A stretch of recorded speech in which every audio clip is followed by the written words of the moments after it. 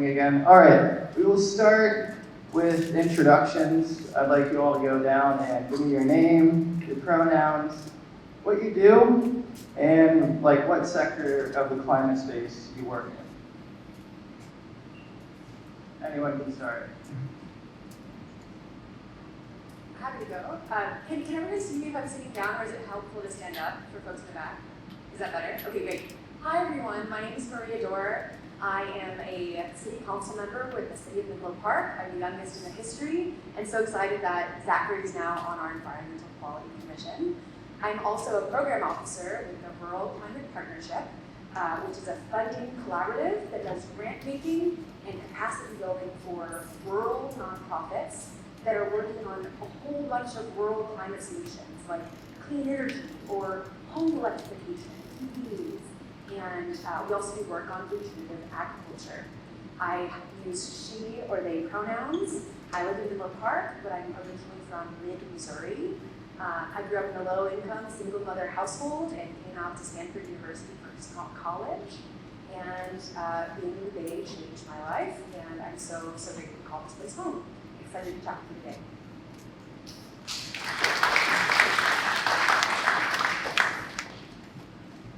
Good morning, folks. My name is Davina. I'm also a council member, former mayor for the city of Belmont. My climate space area is California Air Resources Board member. You might have heard some of the things we're doing as it relates to EVs and changing the transportation side of things, which is very complicated but very exciting work.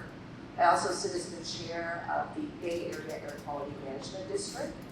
My profession is being an attorney, so it's helped a lot of the climate sustainability work that I've been involved and invested in. Wear a lot of hats, so that of a regulator, but also as a policymaker.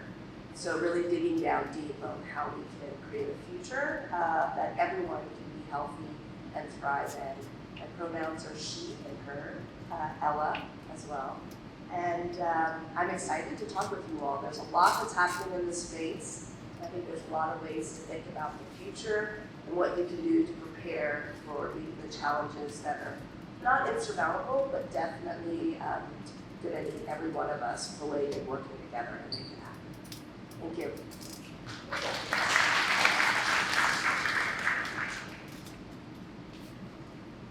Hello. Hey, I'm Bugasto, pronouns he, him. The section of the climate sector that I work in is the fashion industry. Fashion industry is one of the most wasteful industries out there. It's an industry that's built on waste. So as a brand designer, I kind of work as a blanket term of all the stuff that's creative. So anything from branding to the UI UX to the creative direction, photos, videos, stuff like that. That is what I work on Unspun in order to help change the fashion industry through intentional manufacturing. That's me. Excited to talk to you all and hear some questions and tell you all about what we do.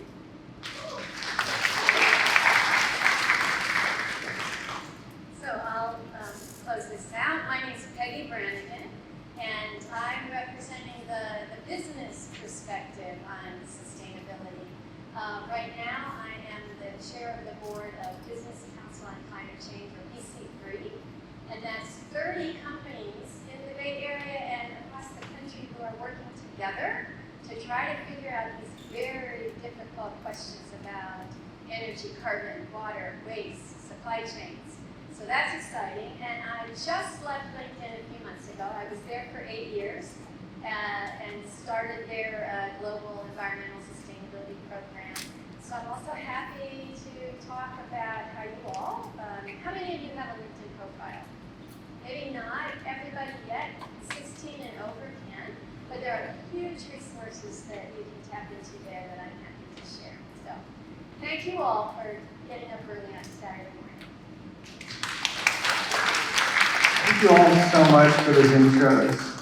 We will have 7 questions from 10 a.m. to 10:45 that are pre-made questions. And after that, from 10:45 to 11, we will take some questions from the audience. So write them down, raise your hand, and I'll call on you then. All right, we'll start with our first question. So you guys talked about who you are now, what you do, your names. Can you share your story? How did you get to where you are today? Sure, so I shared a little bit. I came from Missouri, went to college out here in California on a financial aid scholarship. I knew when I got to college that I wanted to work on the environment because we all need food, we all need water, we all need air, so it seemed like a good place to work. I tried taking some environmental science classes, but I found myself wanting to know more for myself. I thought, okay, I want to know not just what the problem is, but how to solve it. And so I ended up taking engineering classes and thinking, well, maybe it's more technical, maybe this will help me. So I studied civil and environmental engineering. I never became an engineer, but I'm really grateful for the technical know-how and ability to use numbers that has helped me since then. After graduating, I went to Central Mexico. Water issues. I've done internships abroad during undergrad and thought I was going to work on international environmental policy. I really enjoyed my time there, and also while I was there, I thought, shoot, there's so much work that has to be done back home in the US. And I also found myself asking a lot of questions about how can the nonprofit that I was working with do their work even better? How can they be more long-term thinking and strategic work? And those questions led me to social sector consulting. What a mouthful. What that means is that as a consultant, I went to work at a firm. They work with nonprofits or foundations that were trying to improve their impact, to help them do better work with more money or with the resources that were available. And I worked in social sector consulting for 5 or 6 years, where I was working with government agencies or nonprofits or foundations on climate strategies or water or clean energy to help them improve the work they do, and also to center communities and to make sure that communities were represented in decisions and ideas about impact that were being made. That led me to stay kind of in the social sector, so now I work at a climate fund that gives money to nonprofits, and we have strategies and we support folks, but we also do, we get grant money to do the work we do as well. And so social sector in that world. Simultaneously, when I moved back to the Bay Area after my adventures in Mexico and other places, I got really interested in local government, because the more time I spent thinking about really high, lofty international policy, the more I realized that where the action and where the work actually happens is on the ground in local communities. And so I started volunteering in Menlo Park with people that are in the Environmental Quality Commission, writing petitions about electrification. And then the position for city council member became open. And I thought, shoot, I'm a young person, I'm a renter, I have a different set of experiences, I care about urban and civil environmental engineering issues. Let me put my main hat. And so for the last year and a half, almost 2 years, I've served on the city council. And I have to say, getting to do what I care about, not just in my day job, but also in this kind of volunteer, extracurricular way on city council has been really rewarding. And one of the messages I'm going to leave you with through other things I share is that I hope you're not just thinking about a green career, but you're thinking about a thoughtful, impactful life. And that doesn't just happen in what you do from 9 to 5. It happens in how you spend your whole day and your weekends and everything else. So thank you.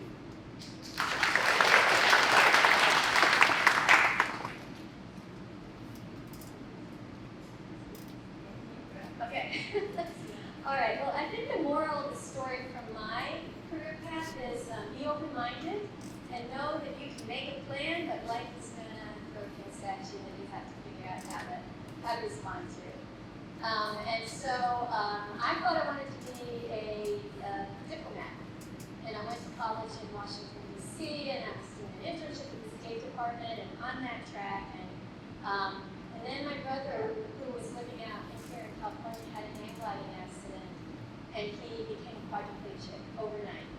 And so I was just finishing up school and thought I was on one path, but I flew out here and lived here for the next year, and really had to kind of completely reinvent myself and kind of stay on the path I knew I wanted, which was a career with purpose, social impact, etc. But I was going to have to figure out a different way to do that. And, so I had to earn some money. So I got a job at Wells Fargo Bank in their international banking group. Best thing that ever could happen to me, because they put me through a training program. I learned income statements, balance sheets, cash flows, return on investment, risk, all that stuff that I hadn't studied when I was headed toward diplomacy. But I have used those skills in so many ways for every organization I've worked with ever since. So here's a plug for some general literacy in financial accounting. It's no matter what sector you're working in, it's so helpful. And then the other thing that would happen was, I was working at Wells Fargo, and I decided to go back and get an MBA with a certificate in public management, and did that and worked for Apple Computer and went all around the world doing sales development for them, kind of off the path of impact there, except that at that time at Apple, everybody thought the company had a social mission. The journalist, the board, and computer for every household. But then my husband got a job at NASA, his dream job as an astronaut. So you can't not take that job, right? But that meant, again, I had to say goodbye to my Apple work and move to Houston, Texas. Again, had to reinvent myself. Long story short, his job eventually took us over to Europe, and that was amazing too, because they were years ahead of us in terms of environmental sustainability. So I got all my academic credentials in environment over in Europe. Worked for GRI, the Global Reporting Initiative, and then when I came back, I headed up sustainability at the International School. When I came back, I found a job posting on Indeed, but it was for the sustainability director, a new position at LinkedIn. And I was lucky person who got that job, and I'll tell you more about that. So I guess, have a plan, but be open to other doors that are going and prioritize and your values along the way. If you're really intent on having an impact in the environment.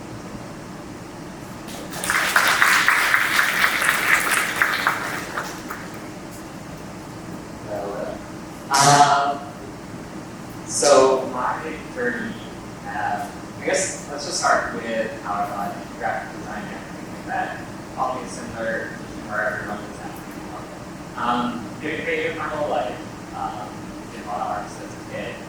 And as I was choosing where I wanted to go, I felt like I couldn't necessarily tell my parents that I wanted to be monitors. So then I was like, hey, I'll go into graphic design, which is brand easy to get involved. And then my sister, who was in marketing school, older sister, I said that, okay, so what will happen? I'll graduate. My sister graduated with marketing. We'll create an ad agency together and move down to business. We have an advertising agency and we're good to go. And then my parents, they're like, oh my God, yes, let's do that. So went into graphic design school, and then as I was in school, I fell in love with the idea of branding and logo creation and all that other kind of stuff. So I was able to create very intentionally and important message that people didn't necessarily see visually, and they were able to communicate that to something beautiful and express it. And allowed me to be a lot more critical of creating and important stuff that I guess you wouldn't necessarily think of right away. So graduated school in graphic design, and then went into the agency world for most of my life. My sister and I didn't start the agency for just what it's worth, but I did go into the advertising full agency graphic design world. And this is back in Canada. I was in a province that was really, I guess, very corporate. It's a province in Alberta, so Texas. So a lot of the industry there is filled with, a ton of people that are backed by older money, a lot of older mindsets and all that other kind of stuff. So I was at that job for 7-8 years. Started off at an agency as the first hire and then grew to be the creative director at that agency. So during my time there, one thing that I really learned was the ability to, I guess, understand the position, like the business side of things that come with a trader. And during that time, I was able to help a lot of companies go from, I guess, their, very first ideation of like how they want to look, and then how they want to pitch their company to investors, to how they want to sell, and had actually a few times where the companies were able to sell, and then be bought. So that's one process that I learned and I kind of fell in love with. And then 2020 hit, and of course. And then during that time, I was feeling pretty burnt out creatively, professionally, and all that kind of stuff, just because of all my clients, what I was doing. I think there was at one point where I think it was during the pandemic in 2020 where everything slowed down a bit, and then there was like a client that was like texting me and hounding me for like a change on like a Facebook header, and I was like, there has to be something better than this. There's a lot more important things to do in life right now. So that after that point, I kind of started to go with the idea of where I wanted to be next. So I started looking into jobs in the U.S. and the Bay Area just because where I was from was a lot more closed-minded. They were restrictive with what they wanted to do. And then I landed at Unspun, which is a fashion manufacturing company, or a textile manufacturing company. Fashion has always been important to me, and technology has been very important to me, so it checked off all the boxes that I really wanted to do. And then, so right now, I guess the important things that I learned during my time was to, I think, simply just like understand where life is going to go, and just be open, and then also just like understand where you might need a pivot in your life in order to change what's happening. And I can say that since leaving agency, kind of things that I feel a lot more fulfilled. And so hopefully that gives you a little bit of insight of where I think about.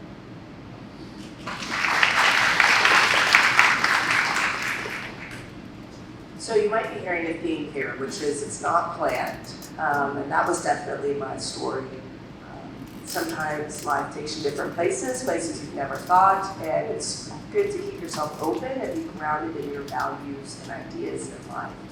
And so when I think about air quality, I think about a thriving community. One of my first memories was as a young child going to visit my grandmother, and she lived in Gary, Indiana, and it was right next to a steel mill. And I knew when I was getting close to my grandmother's home, I could smell this very distinct smell, and that was all the processing and manufacturing and a lack of regulations around air quality and how it impacted communities nearby. And I remember being very affected, obviously happy to see my grandmother, but thinking how people live in this day in and day out. I grew up in Texas, and in the country, air was very clean and fresh, never questioned kind of the rules and regulations until I had that experience of visiting my grandmother. And I thought, well, how can I lean in to make the world a better place for other people? And the way that I thought I would do that, I thought, okay, well, I'm going to do that as a doctor. So I went to Baylor University. I thought I was going to be a medical doctor, helping people in those communities. And I didn't like it. I didn't like it at all, and I was so embarrassed actually to tell my family that I didn't like it, but it was the right thing for me. And so I pivoted, and I thought, well, maybe it's the policy that I can get behind. And so I'll be an attorney. So maybe you have parents like this, they're like, you're a doctor, an attorney, or an accountant, right? So I was kind of going that path, but still exploring, still being open, knowing that there's so many interesting things that you can do in the world, and it's really about just trying different things. So went down this path of wanting to be an attorney, but very interested in the environment. Again, harkening back to this idea of air quality and what past things I had seen in communities that had been negatively impacted.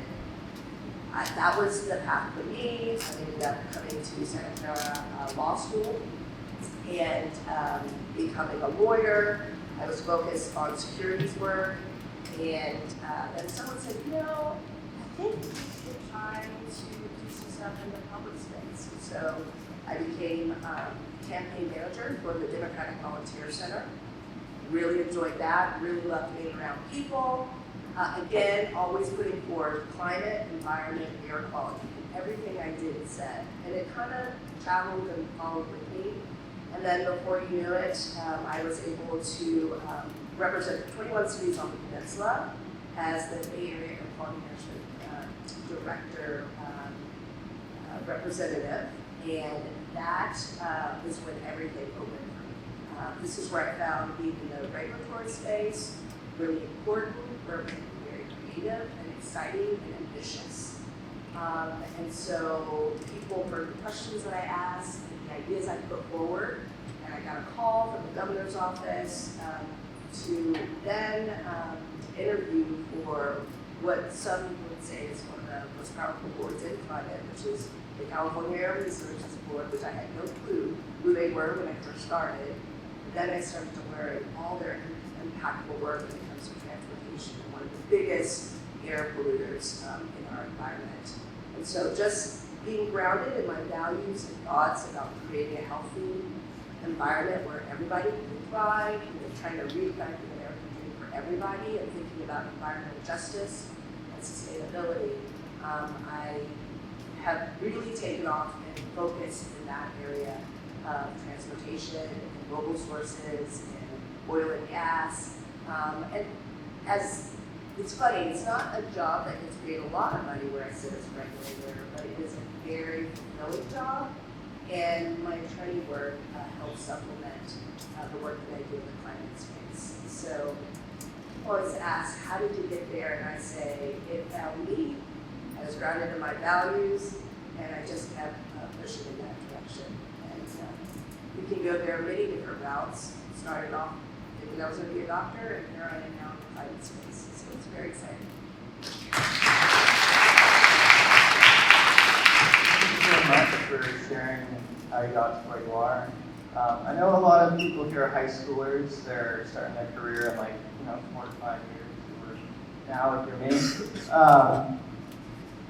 I would like to know what makes your career green. Like, if someone now is thinking, I want to work in climate, what part of your job makes it a green job? Yeah, well, for me, in my day job, working in the climate philanthropy space, it's very much, it's in the title of the organization we work with, that we're supporting nonprofits that work on rural climate issues.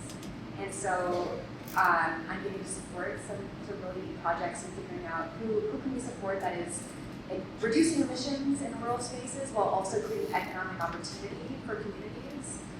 But really, when we talk about green careers, anything can be a green career. You can be a teacher. On city council, I've been working with a teacher at an elementary school. She works in 4th grade, and she's been helping the students learn about local environmental issues. And they, for a project, wrote letters about why we need bike lanes around the community to make streets safer, and also so people don't have to drive their cars, they can drive their bike to school. And she's teaching those young people how to get involved locally, and they've sent those letters to the city council to advocate for changes. That now, in my space as a city council person, I can say, look, all these students want this change, we need to do this. So this teacher is having a green career. You can be a farmer, like the farmers I get to work with in rural Minnesota, who are taking care of the soil, improving soil health by planting different perennial crops and planting trees, hazelnut trees, and they're sequestering carbon, they're creating local jobs, they're helping their community. There are so many different ways to have a green career. You can work in climate tech, you can work at cool fashion industries, you can do so many things. So I want, the small thing I'll leave you with is that there are many ways to do it. I've chosen to do it by working in the social sector and volunteering and working in the public sector. There are many other ways as well.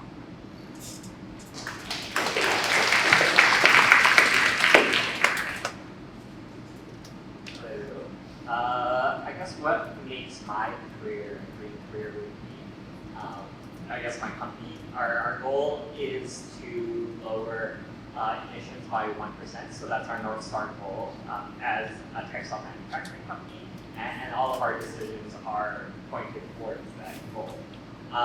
Fashion industry is a super wasteful industry, I believe.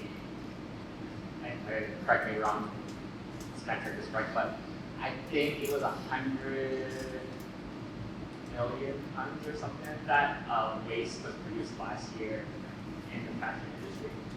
So what we do is really hone up the idea of intentional production. So I believe 20-30% of all clothing garments are destroyed. So the idea, in order to create for the person on demand intentionally, is what we're founded on. Right now, our main machine is this machine called Vega, which is able to 3D weave yarns into tubular forms. So that allows you to skip all the steps that were required in manufacturing clothing. So the traditional model, you have kind of yarns, source those, ship it to X place to make the fabric, get that fabric, cut patterns, you have a ton of waste that comes from the patterns, and sew it all together. So it's super manual, hasn't been changed in a ton of years, but what we're able to do is take those yarns, weave them into tubes, cut those tubes, slot them together, and you get a pair of pants. So the pants that I'm wearing are off our machine. So these are the two tubes that we come together, slot them together, and then you're able to manufacture a lot quicker, intentionally, and eventually the idea is to be able to make garments made for people. So you're able to weave a pair of pants that's made specifically for that person. So yeah, that's a little gist of what makes us really great. So I'm going to challenge our language a little bit, because green careers, what does that really mean? I would tell you that the career that I have is to help people live cleaner, better lives. And I will tell you too that sometimes the labels that we put on things prevents other people from leaning in. And so this idea of a green career, I mean, I guess my career is green, but I would say more than anything, it's just helping people live improved lives. And so the areas, I guess, that make this really green is this idea of changing how we drive, how we, whether it be electric or hydrogen, think of cleaner ways to do that, and put in regulations, work with manufacturers to get them to produce things that really are more healthy for the community. I would also say the regulation and the policies I do, again, not necessarily calling it green, but saying healthy communities. What does that mean? And for me, it means that we have homes that are affordable. It means that we have air that is clean, we have water, and food that's affordable. And so everything that we do at the local level is important to affect those areas and make them positive spaces so everybody again can have the American dream that we all talk about, which is a healthy life and a fun, exciting place. So green career, maybe I do have, but definitely being sustainable and helping folks to be the best and they can be in their space.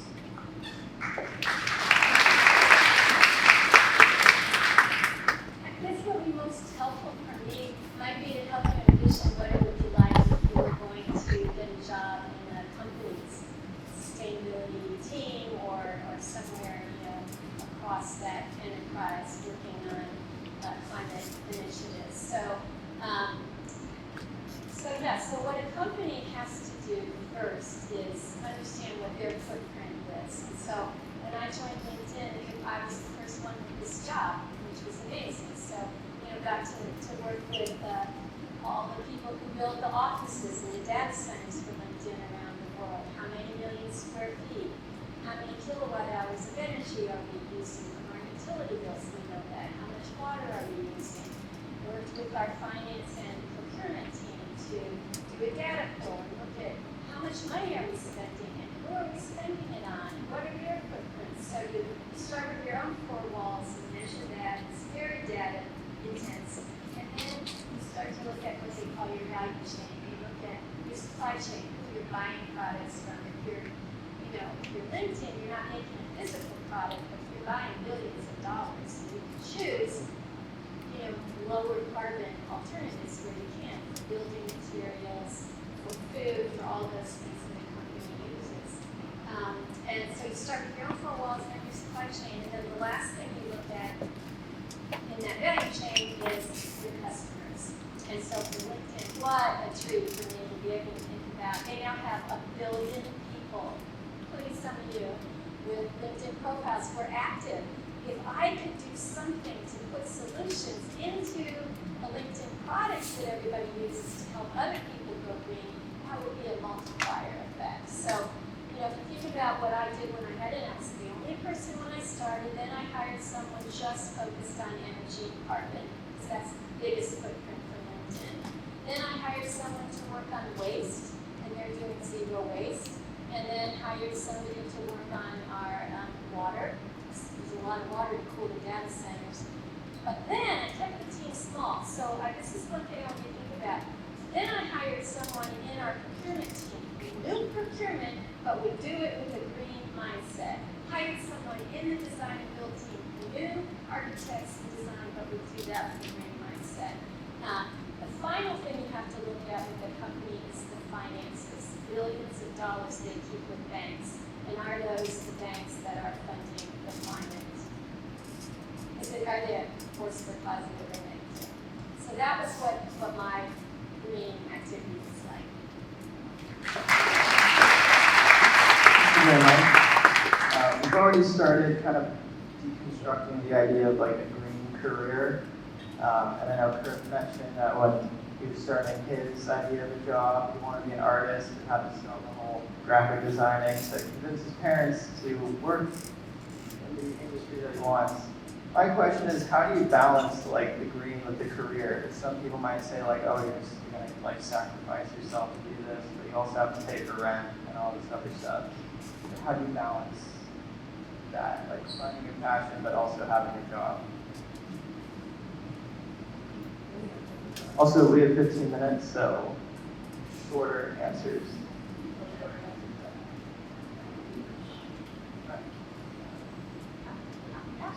This is where it could be interesting.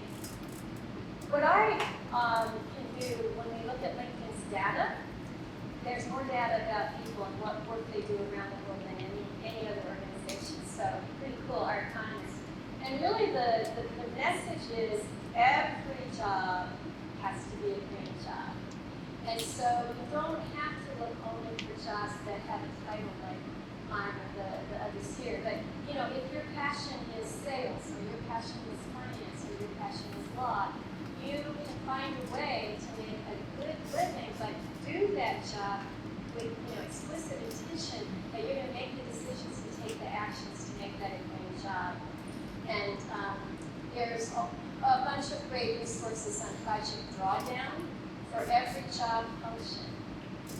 And it's, how you turn that into a green job by the way you approach it and things you do. So I think that's one thing I would say about the green work. And then just encouraging also, because the LinkedIn data also shows that there's the demand for people with green skills and is growing twice as fast as the supply of people with green skills.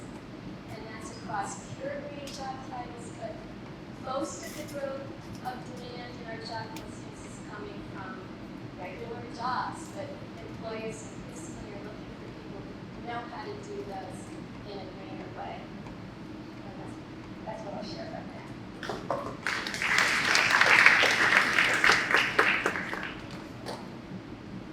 So Peggy, I think you made a really good point that every job, just based upon your viewpoint, can make it green.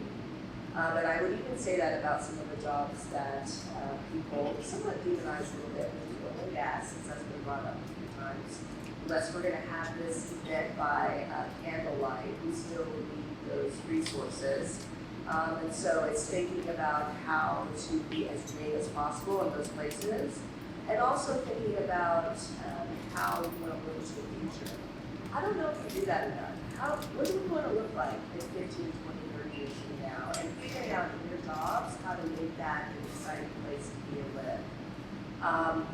To me, I think, you have to do a lot of different things in order to kind of get to where you want to be. And so I would tell you, if you're going to work in the climate space, be adaptable and also think about you have a couple of jobs in order to make things meet and make the world the way it is. But at the end of the day, when you put your head down on your pillow and you feel good about the work that you do, I have a strong belief that you will find ways to make the world better and also sustain yourself. And I have found in the work that I'm doing, I've made a lot of great contacts in different areas. Now I'm going to be, so maybe I'll come and see if you have a job for me. But it's all about like leaning in and working together and finding ways that you sustain yourself when it's possible. As long as you have a heart and passion, and that will keep you going.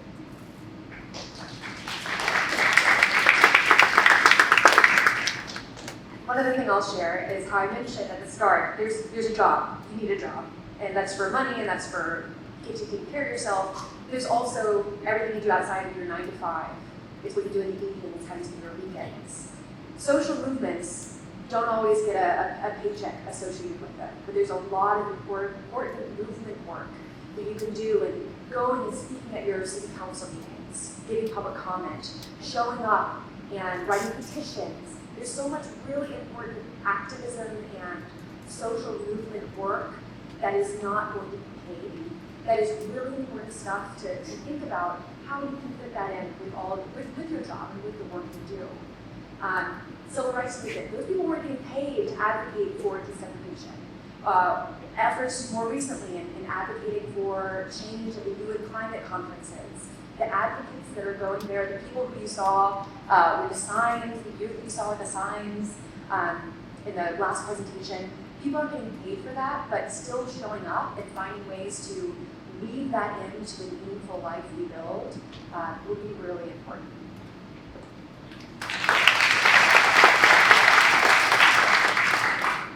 Yeah, I think it's similar, as you probably know from the story myself, is that you can pretty much do any job, and there are fields where it will lead to being your career, and also decisions outside of your life that are associated with living like a dream life.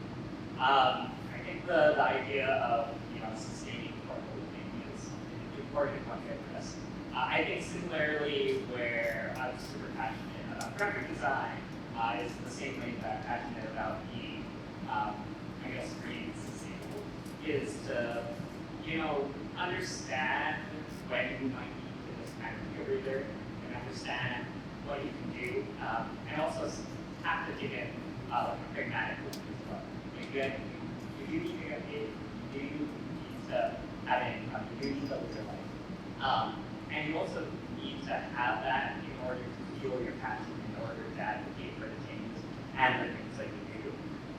So I think it's kind of understanding where you're at, always keeping yourself in check, understanding you're happy, if you're feeling fulfilled, and then finding that balance with that. Because I truly believe, like everyone here, as long as you're really passionate about what you're doing and you're a genuine person interacting with everyone around you, I feel like these things will fall into place.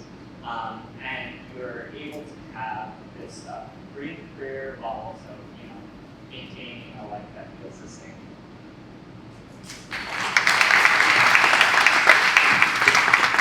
Thank you. All right, our next question, again, a lot of people here are students, high school students, trying to figure out what they're going to do for college in the next year, a couple of years. This question is, what has experience taught you that your education hasn't? So a lot of people might be thinking, 1 to 3, what classes they want to take, what did you learn outside of your formal education that has helped you thrive in the career that you have now?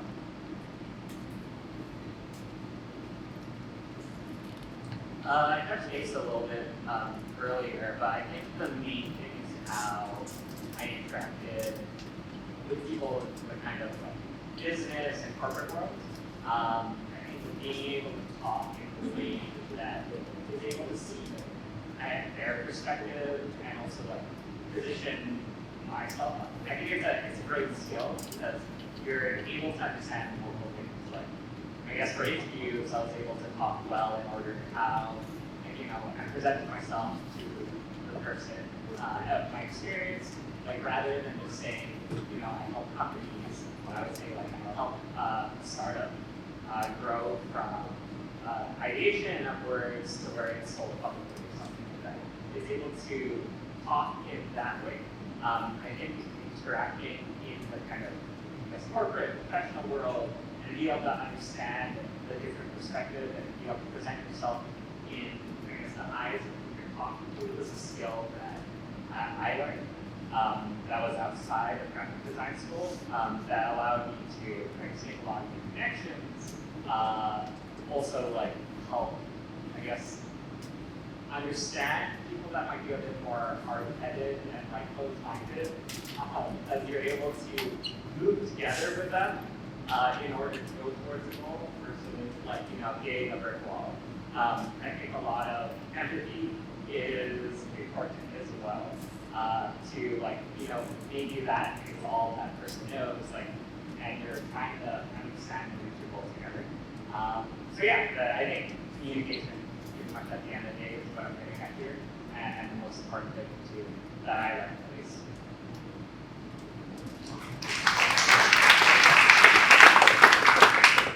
In college, I thought the important thing was getting good grades, and that was going to help me get a career, get the next job, get the next accolade. It was relationships.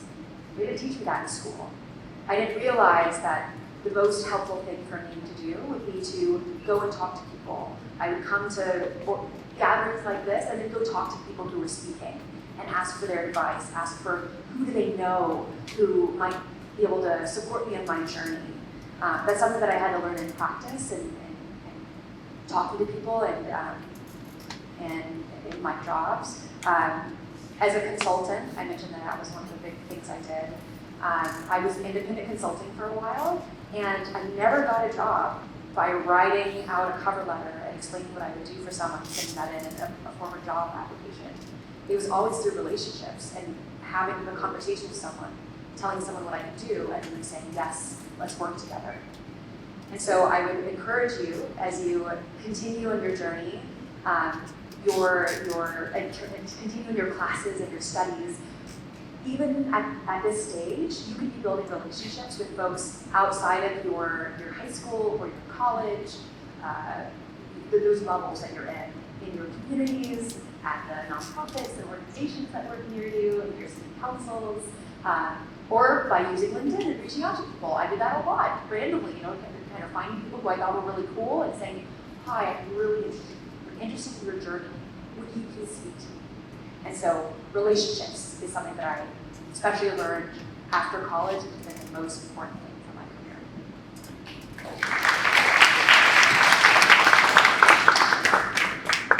So I'm going to echo the communications is extremely important, practicing that. I did Toastmasters for a while, and that was kind of a fun thing. If you like debate, that's another fun area to go into. Relationships absolutely is extremely important, and practicing being with other people that may not be like you. So I joined a lot of different clubs when I went to school. Clubs that I thought, should I be in this room? No, I should, because I needed to hear how they were thinking and feeling. And so being able to create relationships with people that you don't normally work with, but will eventually work with in the business sector, I think is important. So you understand empathy, you understand where they're coming from, and how you can work together. Because even things like language can change how people interact with you, and maybe what you're trying to communicate is not exactly what they're hearing. And so to understand that more and to create relationships is extremely important. And then I'll say knowledge. I try to be a sponge at school as far as trying to get as much information about the things that I'm passionate about and exploring that in many different ways, because as much as you can communicate and create relationships, you need to know what you're talking about. And you need to be, especially in the climate space, armed with the information that helps to bring people along, and oftentimes that speaks in very specific areas that you just gotta read a book and you gotta learn about it. So again, communications, relationships, knowledge, all very important things to think about in school.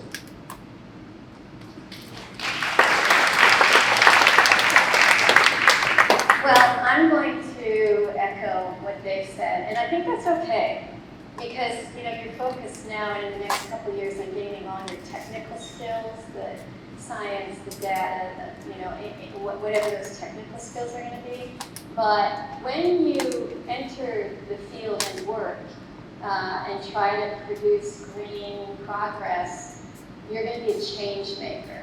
And by definition, that means that you're going to be irritating, unless you really understand the pain and the extra work that you could be introducing to the stakeholders that you want to go along with you. And so I think that, they've all echoed or indicated that being a good listener. So when I went to LinkedIn, I had to introduce myself in our program to 12 stakeholders, vice presidents across the company. So what I did, I just went in, and in that first call with them or meeting, I just said, tell me about your world. What's your scope? How is your performance judged? At the end of this year, what's going to mean that you were successful or not? And then here's what I'm hoping to do. What is the difficulty that this might bring for you? How can we work together to address those things? And I just found that so helpful, because then it's authentic.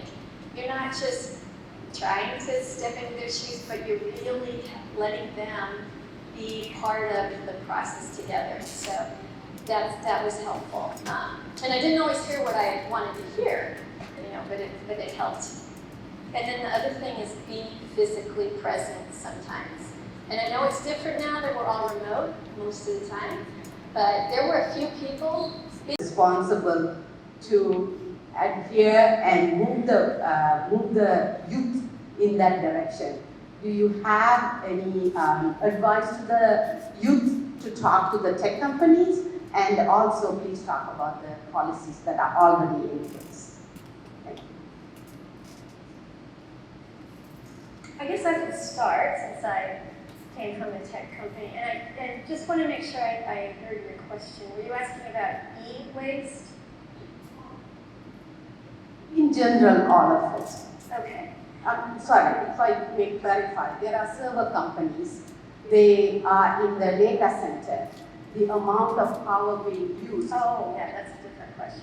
Yeah, and it's an important question, because with AI, the type of servers that the data centers are buying are 8 times as energy intense as the standard servers. And I've been in data centers and just, you walk in and it's just floor to ceiling, stacked high with computers.